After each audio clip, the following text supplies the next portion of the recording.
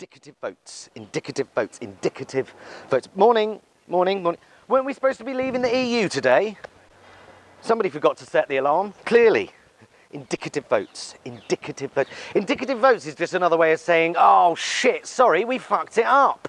Any ideas? It's like if you're feeding next door's cat whilst they're on holiday and you go round and it's fucking dead. Shit, what do we do? Any ideas?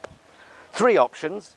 Tell the truth, buy a new cat, eat the evidence. No, they never found out, Tim. So she's decided to fall on her sword then, you know, just so long as the DUP get behind the deal, it will have all been worth it. Sorry, what? Gutted. Imagine waking up yesterday to see every national newspaper giving their final verdict on your premiership whilst you're still the Prime Minister.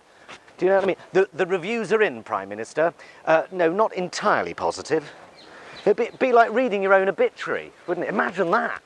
Here lies Theresa May, weak and wobbly Prime Minister whose leadership style was reminiscent of a depressed supply teacher. Theresa May came to prominence when she got up at the Tory party and called them all a bunch of bastards. It's only now she's dead has she discovered quite how nasty the nasty party can be.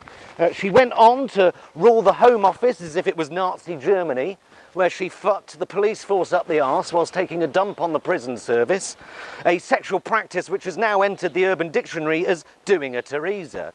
Then, when Britain's ugliest MP stabbed Britain's twattiest MP in the back, she became Prime Minister. Then she called a general election, where she went from the highest approval rating of any Prime Minister in UK history to minus 20 points in the space of about 6 weeks.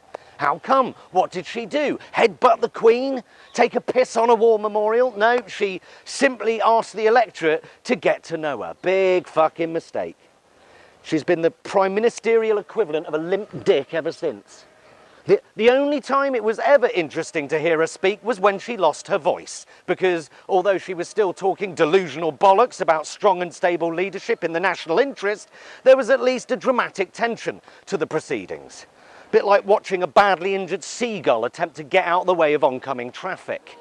She then lost total control of her party, her cabinet, her marbles, and most importantly, Brexit. So she resigned, sort of, but not really. And in doing so, she achieved absolutely nothing. Her premiership died in the same way that it had lived, achieving nothing at all in an extraordinarily dull way. How are we doing?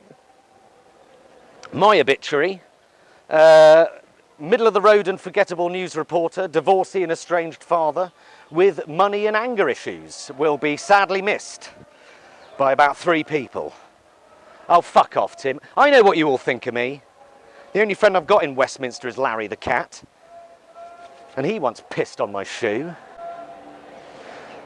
Well, the stage is set for another extraordinary day here in Westminster as the Prime Minister attempts to get just part of her deal through the Commons.